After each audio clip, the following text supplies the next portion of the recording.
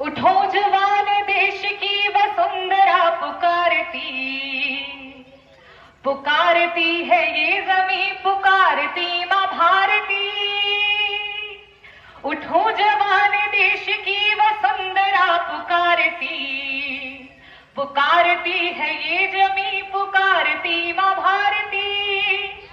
उठा खड़क बढ़ा कदम, कदम कदम बढ़ाए जा, कदम कदम पे जिंदगी के गीत नए गाए जा। उठो जवान देश की वसुंधरा पुकारती, पुकारती है ये जमीन, पुकारती माँ भारती, पुकारती माँ भारती। अखिलेश यादव जिंदाबाद, अखिलेश यादव जिंदाबाद। और ये हमारे कोरोना काल में ऋषि यादव जी ने कुटिया को बनाया था, समाजवादी कुटिया। यहाँ पे हमारे माननीय राष्ट्रीय अध्यक्ष जी भी आए हुए हैं। ये कोरोना काल में जिस तरीके से बच्चों की पढ़ाइयाँ हैम्पर हुई थी, और वो जो गरीब बच्चे थे जो जिनके पास, क्योंकि वो मोबाइल पे पढ़ाइयाँ शुरू हो गई थी और वो कुछ उस चीज़ से उस समय उनके लिए समझ लीजिए पढ़ाई बिल्कुल बंद हो चुकी थी।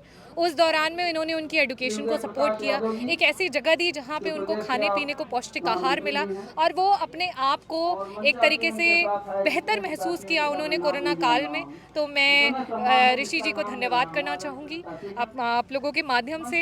इस समाजवादी कुटिया में पधारे राष्ट्रीय अध्यक्ष जी को भी धन्यवाद करना चाहूँगी। आज मंच पे हमारे साथ हमारे जिला अध्यक्ष जी हैं, पूर्व जिला अध्यक्ष हैं, हमारे साथ पूर्व विधायक है सुषमा पटेल जी मड़ियाऊ से, और साथ ही साथ हमारे साथ हैं उदय यादव जी जो यहाँ पे मुख्य अतिथि के रूप में हैं। आप सभी को मैं धन्यवाद करना चाहूँगी। और एक बहुत अच्छी पहल है, मुझे लगता है कि हम सेक्युलर भारत की बात करते हैं। सेक्युलर भारत में हम कहते हैं कि सारा वर्ग जो है, चाहे वो हिंदू हो, मुस्लिम हो, सिख हो, ईसाई हो, सब बराबर है। चाहे महिला हो या पुरुष हो, वो बराबर है। किसी भी जात के हो, किसी भी धर्म के हो, आपको एक इक्वल अपॉर्चुनिटी मिलनी चाहिए। लेकिन जब उसको धरातल पे देखते हैं तो कहीं दिखता नहीं है। जब, क्योंकि अभी मैं कहना चाहूँगी कि अभी मैंने एक प्रोग्राम भी किया अपने विधानसभा में, इस सेक्युलरिज्म, क्योंकि समाजवाद की हमेशा से ये सोच रही है कि हर जाति और हर वर्ग और हर धर्म के लोग एक जगह आएं, और हमने एक होली मिलन और इफ्तार का कार्यक्रम किया। तो उसमें बहुत सारे ऐसे लोगों ने बोला कि आपके लिए तो ये बहाने हैं कि आप सिर्फ इनके कार्यक्रम करती हैं। तो मैं ये कहना चाहूँगी कि इस तरीके की सोच से लोगों को बचना चाहिए और अपने दिमाग को स्वच्छ करना चाहिए, और किस तरीके से हम भारत को अपने बच्चों के लिए एक बेहतर जगह बना सके, एक बेहतर भविष्य दे सके, उसकी तरफ हमें उजागर होकर के सोचना चाहिए। और सीबीएसई की बोर्ड्स में जो है सब्जेक्ट में चेंजेस किए गए हैं, इस तरीके से आप देखते हैं ये सही है, गुलामी नहीं पढ़ाई जाएगी। सब्जेक्ट्स में क्या चेंजेस किए गए हैं? इतिहास में कुछ चैप्टर तो हटाए गए, इतिहास अब नहीं पढ़ाए जाएंगे। देखिए, अभी इसके बारे में detailed I don't have the information, लेकिन मुझे लगता है कि चाहे जैसा भी हो, नेगेटिव हो या पॉजिटिव हो, लेकिन अगर वो भारत का इतिहास है तो हर किसी को वो जानने का, तो वो हर किसी को जानने का हक है।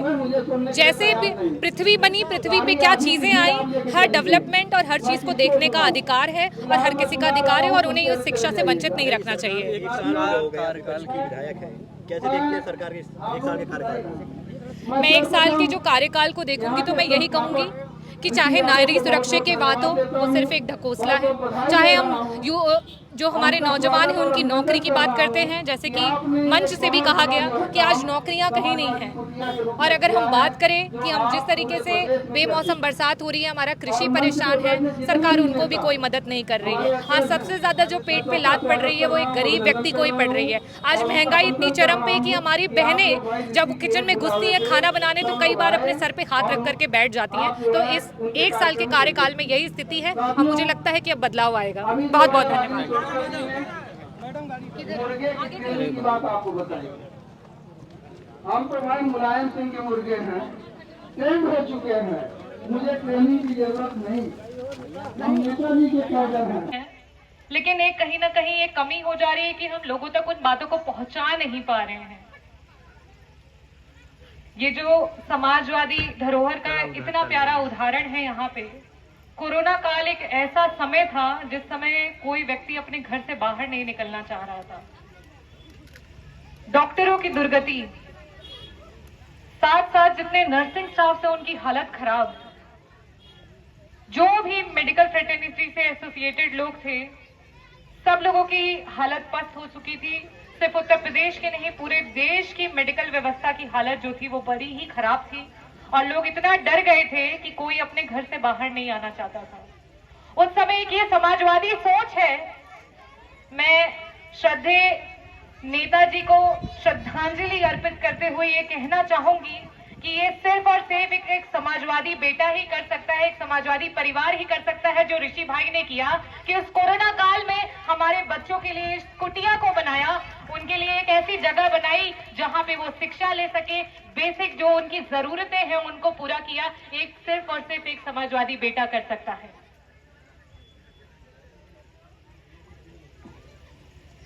सोलंकी भाई ने अपने गीत के माध्यम से बहुत सारी जो बातें हैं उनको रखा, चाहे वो हमारे नौजवानों के लिए हो, बेरोजगारी हो, हमारी महिलाओं के लिए हो, महंगाई की जो मार है, सिलेंडर के जो दाम है, शिक्षा का जो स्तर है, हर बातों को अपने गीत के माध्यम से उन्होंने रखा। तो मैं उन बातों को ना दोहराते हुए सिर्फ और सिर्फ अपने पूरे परिवार से एक छोटी सी बात करना चाहूंगी,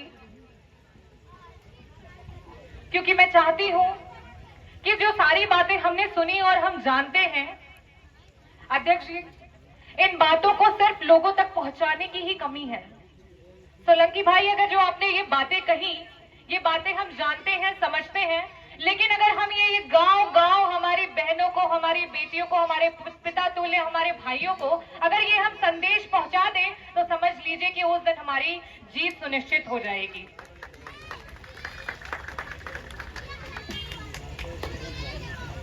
जब हम कोई भी लड़ाई लड़ते हैं तो लड़ाई क्यों लड़ते हैं? जब हमें लगता है कि हमारे आसपास जो लोग हैं वो बड़ा गलत कर रहे हैं, अशांति फैला रहे हैं, वो किसी न किसी प्रकार से हमें, हमारे परिवार को या हमारे जिन्हें हम चाहते हैं, हमारे समाज को कुछ ना कुछ ऐसा कर रहे हैं जो उन्हें नहीं करना चाहिए। और जब हम उस लड़ाई को लड़ते हैं तो हम भी उस लड़ाई में अशांत मन से चले जाते हैं। तो आप एक बात बताइए, जब हम 10 अशांत लोगों से लड़ रहे हैं तो क्या एक अशांत मन 11वां जब उससे जुड़ जाएगा तो क्या हम शांति ला पाएंगे?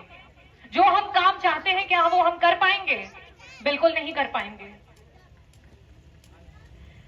कई बार आप लोगों ने देखा होगा, आजकल तो सबके पास मोबाइल फोन्स हैं। अध्यक्ष जी, एक बड़ा ही दिलचस्प सा एक फाइट होती है जहां पे ना मुर्गों को ट्रेन किया जाता है, उन्हें काफी दिनों तक प्रशिक्षण दिया जाता है और उसके बाद उन्हें लड़ाया जाता है। तो एक स्टोरी है, मैं आपके सामने शेयर करना चाहूंगी कि एक बड़ा ही तंदुरुस्त सा बढ़िया सा मुर्गा था। ये सिर्फ हमारे देश में नहीं, पूरे इंटरनेशनली ये फाइट होती है और इसमें बेटिंग लगती है। तो इसमें मुर्गे को जो है प्रशिक्षण दिया जा रहा था। तो प्रशिक्षण के बाद जो उसको एनालिसिस करते हैं कि उसका प्रशिक्षण जो है वो सही हुआ है कि नहीं, उसके पास लेकर के जाते हैं।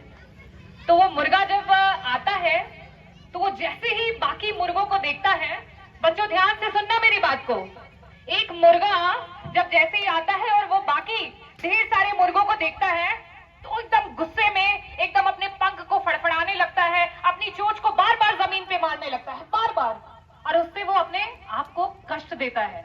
वो गुस्सा तो रहता है कि मैं किस तरीके से कूदूं और लड़ाई कर लूं, लेकिन अपने आप को क्षति पहुंचा रहा होता है।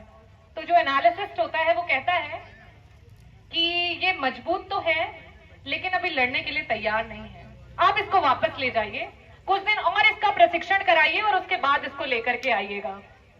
तो फिर वो लेके जाते हैं, उसे फिर तैयार करा करके कुछ दिनों बाद लेकर के आते हैं। बच्चों जब वो वापस से आता है, फिर से उसकी ट्रेनिंग होती है प्रॉपर और वो वापस से आता है। तो धर्मेंद्र भाई, जब वो मुर्गा आता है वापस तो फिर वो एनालिसिस देखते हैं।